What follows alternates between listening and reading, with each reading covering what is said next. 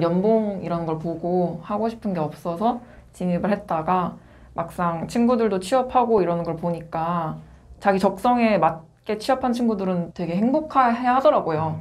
그래서 제가 진짜 좋아하는 게 뭔지 없다고만 하지 말고 그냥 더 늦기 전에 찾아보고 싶어서 일단 잠깐 스톱하게 되었어요. 세무사 같은 경우에 1차 지금 합격한 상태잖아요. 네. 네, 그 부분은 아깝지 않으세요? 되게 아깝죠. 아까운데 세무사 시험이 1차보다도 또 2차가 난관이 엄청 높아서 그렇긴 하죠. 네, 그래서 제가 그 전에 제가 하고 싶은 것들도 많이 해보고 그리고 또 어떻게 될지 모르는 거지만 나중에 또 도전도 해볼 수 있지 않을까 생각해서 일단은 그만두게 되었습니다.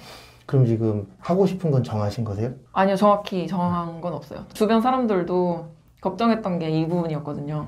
뭔가 네가 원하는 게 있으면 그걸 하는 건데 그것도 안 된 상태에서 이제 그만둬 버리니까 저도 한번 기회를 줘보고 싶어요. 저한테 찾을 수 있게. 아직은 혼자만 책임지면 되잖아요.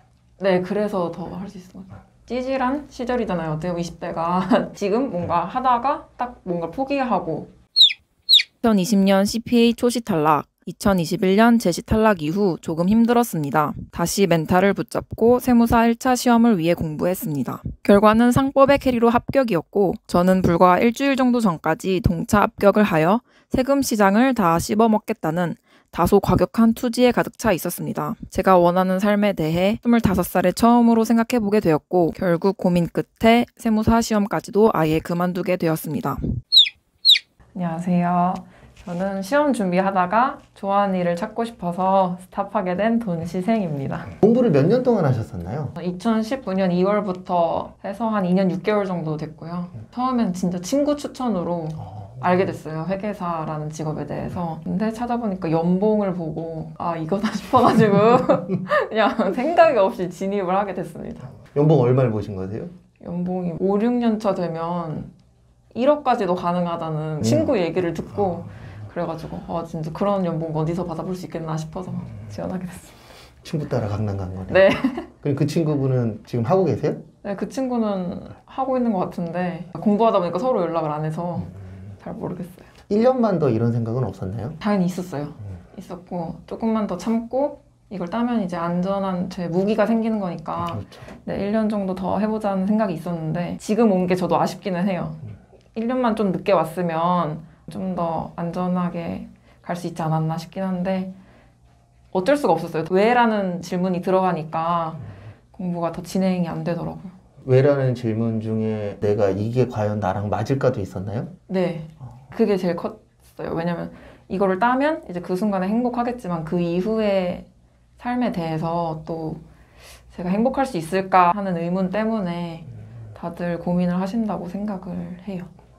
고민했었을 때 나온 게 일단은 멈추고 다른 걸 해보자였던 거예요? 네, 일단 멈추자가 제 그거였고 좀 생각을 하자, 스스로. 왜냐면 항상 안전지대에서 공부만 하는 게 저는 익숙했거든요. 다양한 걸 해보자 이런 생각이 들어가지고 일단 그만두게 되었어요. 공부하시면서 슬럼프 같은 건 없으셨나요? 열심히 하신 분들이 슬럼프는 많이 겪잖아요. 제가 슬럼프가 딱히 없었어요. 그 이유가 합격 수기 이런 걸 찾아보면 일주일에 한 번씩은 꼭 쉬어라 이런 얘기들이 많거든요.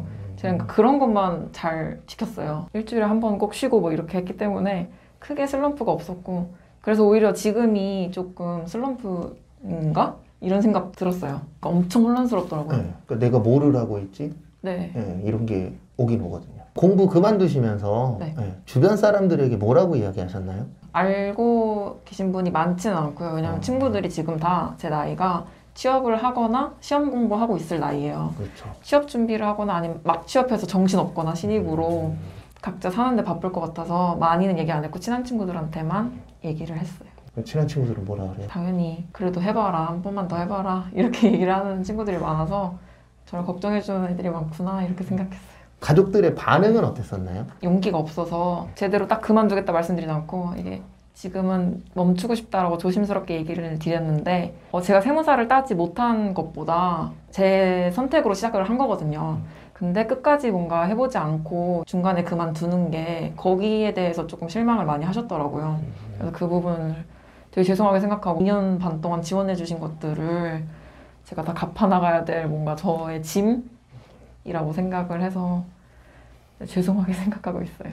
어머니는 다음 시험까지도 바라지 않으세요. 왜냐면 저한테 뭐 전문직이 돼야 된다 이런 푸시를 하신 분들도 아니시고 근데 요번 한 달 남은 시험까지는 해봐야 되는데 이렇게 마음을 못 잡고 있으니 안타깝다고 하시더라고요. 근데 그거 되게 강압적인 부모님들 만나면 또 모르잖아요. 그렇죠. 강압적인 부모님 만나면은 내 삶이 없고 어떻게 보면 부모님의 조종? 네, 부모님 이거 이렇게 해라. 근데 생각외로 많아요, 그런 분들. 제가 이걸 딴다고 이 정도의 열정으로 이거에 대한 그거는 입장권이라고 하더라고요. 그 뒤로부터 또 공부가 엄청 많이 시작돼야 되고 그렇다고 해서 여러 가지 고민을 해봐야겠다는 생각이 들었어요. 지금 자격증은 다 입장권이에요. 네. 그 안에 들어가서 치열하게 경쟁을 해야 되고 근데 경쟁 없는 사회는 없으니까. 네. 그래서 내가 그 경쟁에서 살아남으면 성공을 하는 거고 다 그래요. 지금 보면 합격하면 행복할까요? 그 합격을 보는 순간은 행복할 것 같아요. 엄청. 근데 제가 이제 스탑하게 된 이유는 이후에 행복할까에 대한 제가 의심이 들기 시작해서 스탑을 했던 건데 열심히 이제 공부를 했으니까 합격을 하실 거 아니에요. 그렇죠. 합격 두 글자를 볼 때는 평생 못 잊지 않으실까? 되게 행복할 것 같아요, 그분들은. 이거 따면 이 연봉 이렇게만 생각하고 들어갔거든요. 그게 아니잖아요. 그렇죠. 그건 아니죠. 그게 노력들이 엄청 들어가는 거니까 이게 적성에 진짜 맞을까 고민을 많이 해보셔야 될 것 같아요, 다른 분들도. 그렇죠. 공무원 준비를 하든 네. 경찰 준비를 하든 대부분 안전해서 하는 것도 있는데 안전하고 어느 정도 보장이 되니까 근데 그 이후에 들어갔다 나오시는 분들도 생각보다 많거든요. 1년 뒤에 나의 모습이 어떨 거라고 생각하세요? 지금 각오로는 많은 시도는 해봤을 것 같다고 생각을 하고 또 아직 찾지 못했더라도 지금보다는 어쨌든 발전해 있지 않으면 이 영상을 보고 경각심을 좀 가졌으면 좋겠어요. 좀 성격이 그냥 무난한 편이어가지고 제가 세무사 시험을 지금 포기했는데 제가 인생을 포기한 게 아니잖아요. 더 행복한 길을 찾아보겠다 이런 거지 나 아무것도 못해 이게 아니니까. 근데 주변 분들은 이제 뭐 하나 안 한다 그러면 이제 다 포기한 것처럼 느끼죠. 그렇죠. 네. 그런 거에서도 또 많이 자유로워지려고 하고 있어요. 회계사와 세무사를 선택했었던 이유가 무엇인가요? 제가 경영학과거든요. 회계사 준비한다는 친구들이 되게 많았어요. 그래서 처음에 회계사로 들어갔고 또 비슷한 직종이더라고요. 네. 세무사도. 그리고 개업도 훨씬 수월하다고 네. 들어서 그래서 저는 개업을 목적으로 해야겠다 해서 또 세무사로 이렇게 변경하고 대부분 이제 진입하신 분들이 주변 경영학과 분들, 경제학과 분들도 많으시고 친구들이 많이 한다고 해서 들어보신 분들도 많은 것 같아요. 저도 약간 그렇게 진입한 케이스. 현재 이제 포기하셨는데 네. 만약에 포기하지 않았다면 네. 나에게 남는 게 무엇일까요? 딴다는 가정하지만 그렇죠. 네, 만약에 안 됐을 경우 말고 잘 됐을 경우를 가정하면 안정성? 네, 저는 그거인 것 같아요. 그렇죠. 대부분 그 안정성 때문에 전문직을 하려고 하는 거니까요. 네. 주변 분들한테도 많이 이야기 들으셨을 건데 네. 후회하지 않을 자신 있으신가요? 지금은 결정한 지 얼마 안 됐잖아요. 사실 있지만 뭐 100% 확신은 없어요. 제가 나중에 잘 된다면 제가 원하는 대로 좋아하는 걸 찾게 된다면 그러면 이때 포기를 진짜 잘했다 이렇게 생각할 거고 이것저것 해보는데 안 되고 이래서 다시 시작해야겠다 막 이렇게 되면은 아 그때 딸 걸 이렇게 후회할 수도 있지만 다시 이걸 시작한다고 해도 저는 후회하지 않을 것 같아요. 현재 또는 미래에 이제 전문직을 준비하실 분들 많으시잖아요. 네. 그분들에게 한마디만 해주시겠어요? 포기하는 입장에서 한마디 드리면 이걸 따면 내 인생 끝 이런 게 이제 없는 것 같아요. 그래서 그 이후에 해야 될 노력이나 이런 것들도 많이 보시고 또 평생 해야 될 직업이니까 적성 이런 것도 따져보시고 주변 사람들 말에 흔들리지 않으시고 선택을 하셨으면 좋겠어요. 제 개인적인 바람으로는. 저는 세무사 회계사가 정확히 어떤 일 하는지 모르고 시작했어요. 그것도 두 번째 떨어지고 찾아봤거든요. 뭘 하는지는 정확히 파악하시고 시작하시는 게 좋지 않나. 저처럼 방황하시는 것보다. 늦게 찾아보긴 하셨네요. 돈시생님의 앞으로의 계획이 어떻게 되세요?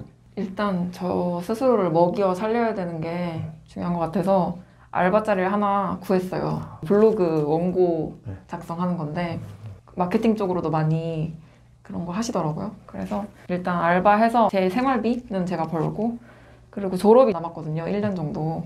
그래서 졸업해야 되고 그 1년을 최대한 활용해서 다양한 경험을 해봐야 될 것 같아요. 강연도 많이 듣고 일단 지금은 책도 많이 읽고 있고 그리고 댓글에서도 일단 일을 해야 된다 이렇게 달아주셨더라고요.